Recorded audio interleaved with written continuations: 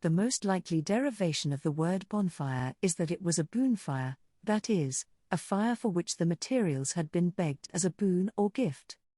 We still see this taking place in the weeks before our present-day bonfire celebrations on 5th November, when children come round seeking fuel for their bonfires.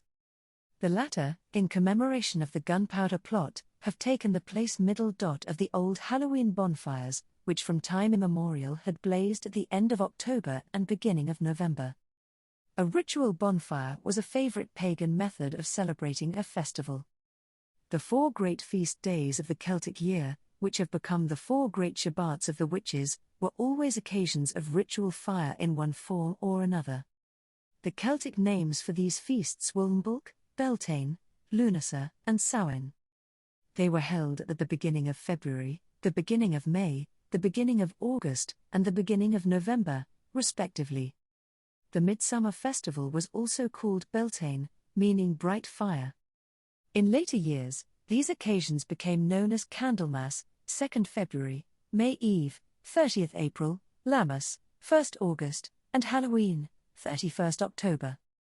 There is something very magical about a bonfire, which somehow seems to invite people to dance round it. The flickering of the flames, the crackling of blazing twigs, the showers of golden sparks, the pungent scent of the wood smoke, all evoke an atmosphere of cheerfulness and excitement. Also, the glowing fires in times past served the practical purposes of warmth, light, and facilities for cooking and roasting. The latter were necessary and doubtless welcome when people had come to the Sabbat from considerable distances, bringing provisions with them. In the thinly populated countryside of olden times, big fires could be built in remote places that provided enough heat for the traditional naked dances of the Sabbat, which so scandalized the church. Old place names often recall the sites of pagan bonfires. There are quite a number of tan hills or tane hills in Britain, deriving their name from the old Celtic taen, meaning fire. Sometimes these sites, as in the case of the one near Avebury, have been Christianized as St. Anne's Hill, but the fair that was held on this hill was still called Tan Hill Fair, thus preserving the older name. Scottish place names yield such examples as Ard and Chaina, the light of the fire, Craig and Chaina, the rock of the fire, Ocean Chaina, the field of the fire, Tillybet Chaina, the knoll of the fire, and so on. In Cornwall, we find Llantinny, meaning the enclosure of the fire. The great time for bonfire festivals in Cornwall was Midsummer Eve, the 2nd Beltane in the Celtic year. Were lit from one end of the Duchy of Cornwall to the other, and the country people, old and young, danced merrily round them.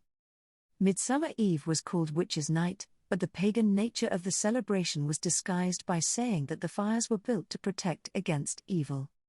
For a time, the old bonfire celebrations in Cornwall were allowed to fall into disuse. However, in modern days people and societies interested in preserving old Cornish customs and the Cornish language have revived them, and Midsummer Beltane blazes again from hill to hill. The Cornish word for it is golluan, which signifies both light and rejoicing. The custom of the midsummer bonfires was formerly kept up all over Britain and recognized as having its origin in pagan fertility rites.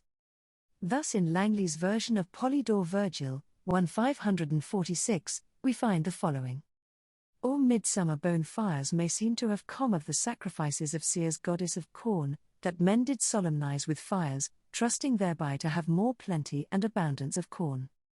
Midsummer bonfires were popular throughout Europe, and indeed still are in many places, though today they are officially held to celebrate St. John's Eve, which takes place on 23rd June.